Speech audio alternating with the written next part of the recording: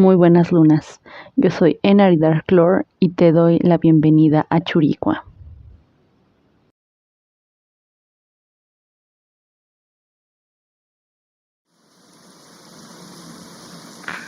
Este convento ha sufrido mucho. Hace algunos años fui testigo de una tragedia que estoy segura que seguirá y dejará huellas hasta la posteridad. Me llamo Inés. Ese era mi nombre antes de convertirme en monja. Y ahora te he de contar la triste historia de Beatriz. Hace algunos años, a mediados del ahora siglo anterior, en el siglo XIX, Beatriz era muy hermosa. Ambas éramos de familias acaudaladas, pero ella anhelaba saber y tenía una buena educación. En aquel entonces, según llegamos a platicar, no había nadie que fuera digno de su corazón, tras lo cual sus padres aceptaron de buena gana que se convirtiera en monja. Sus padres donaron a la orden una suma importante de su fortuna, a manera de dote. Los primeros días fueron movidos.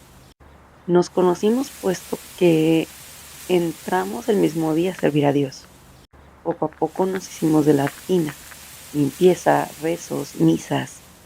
Tareas como bordar, tejer, cocinar eran de acuerdo a las destrezas de cada una de nosotras y a las que la Madre Superiora nos pidiera elaborar. Los estudios, la lectura, el conocimiento de las lenguas clásicas se nos era permitido a toda aquella que así lo deseara, siempre y cuando esto no repercutiera en nuestras tareas diarias y en nuestra devoción. Cuando ya éramos unas monjas, ya consagradas y hechas a la vida en el convento, pasó algo que sacudió nuestras vidas como si Dios mismo nos pusiera a prueba. Por conflictos en el país y la invasión de tropas francesas en 1864, el caos se desató a causa de unas batallas libradas en otros puntos de nuestro estado. Como una de las tantas repercusiones, cerraron nuestro convento, quedando en la más grande incertidumbre y solo con la alternativa de volver a nuestros hogares.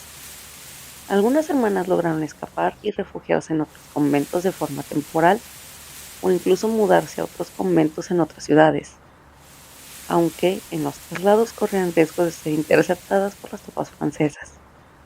Nosotras optamos por regresar a nuestros hogares, resguardarnos con nuestras familias y esperar que el convento se reabriera con noticias sobre el futuro de nuestra orden.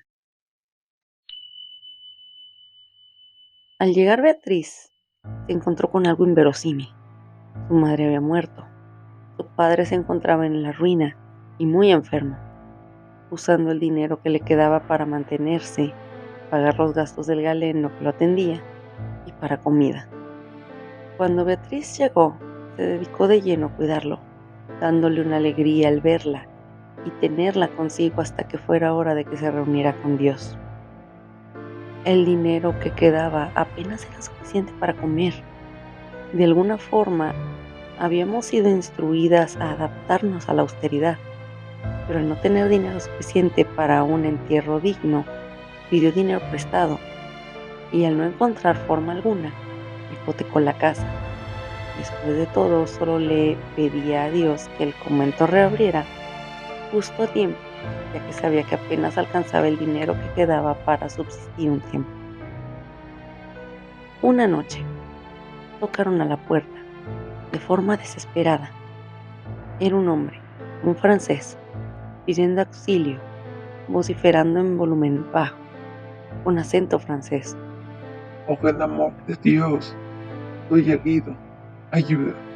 ¡Ayuda!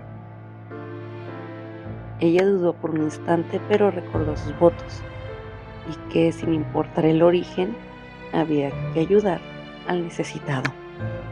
Abrió la puerta y lo invitó a pasar. El soldado, cubierto con una capucha, apenas se mantenía en pie. Él le agradeció con creces su ayuda. Ella se dio prisa al acogerlo y a curarle la herida.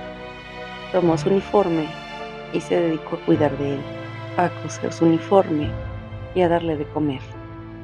El joven soldado afirmó llamarse Ferdinand, pero Ella, para esconder su origen y evitar problemas, escondió sus pertenencias en un arcón.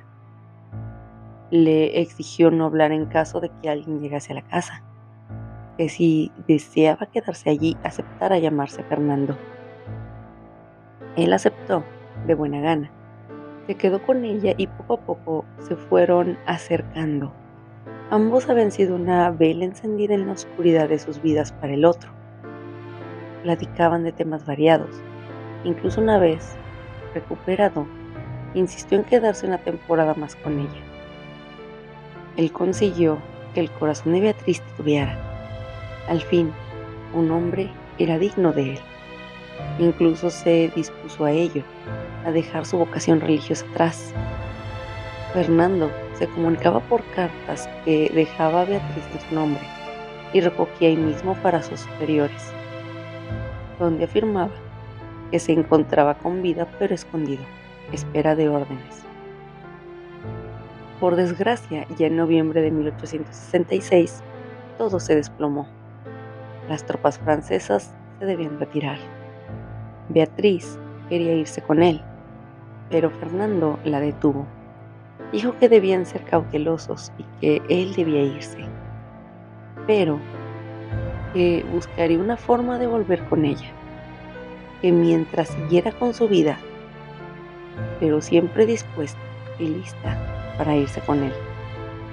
El convento, con grandes cambios en sus instalaciones, al fin reabrió. Poco a poco nosotros regresamos al convento. Algunas pidieron quedarse donde estaban, otras se fueron de misioneras y pese a que éramos menos, nos ajustamos a las nuevas exigencias y a nuestras vidas, sin mencionar que ahora las dos compartíamos dormitorio. Beatriz y yo nos reencontramos. Pasamos días poniéndonos al corriente con lo ocurrido en estos años. Me contó de Fernando y de cómo guardaba su regreso. Todas las mañanas y noches rezaba por él, pero sin respuesta alguna. Él sabía dónde estaría ella para mandarle una carta, pero no había nada. Así que cada luna llena, como la de aquella noche que se conocieron, subía al campanario, viendo al occidente, esperando su regreso. Pasaron las semanas y los meses, y la escuchaba en cada luna llena salir de la cama, tomar la lámpara e irse al campanario muy temprano, antes del gallo. La escuchaba llegar hasta que un día ya no la escuché más volver. A veces los designios de Dios tienden a ser crueles, pero solo Él sabe por qué. Quizás no le pareció verse abandonado por Beatriz y decidió castigarlos a ambos. Esa mañana, Beatriz fue encontrada muerta a las puertas de la catedral. Desconozco si fue por voluntad propia o por desfallecer al cansancio, pero al buscar razones, preferí callar, pero me arrepentí tanto de haberlo hecho. Les pedí a mis hermanos ayuda para investigar qué ocurrió. Y según me contaron, varios soldados franceses que abandonaron Durango fueron hechos prisioneros y fusilados. Ahora entendía todo. Beatriz esperaba a alguien que ya no volvería, por más que ellos se amasen. Por si fuera poco, cada luna llena, muchas personas afirman que en las noches de luna llena se ve la silueta de una monja en el campanario. Es Beatriz, esperando por aquel que ya no pudo volver. Y heme aquí, rezando, rezando porque algún día Fernando pueda volver por ella. Algo que ya no pudieron lograr en vida.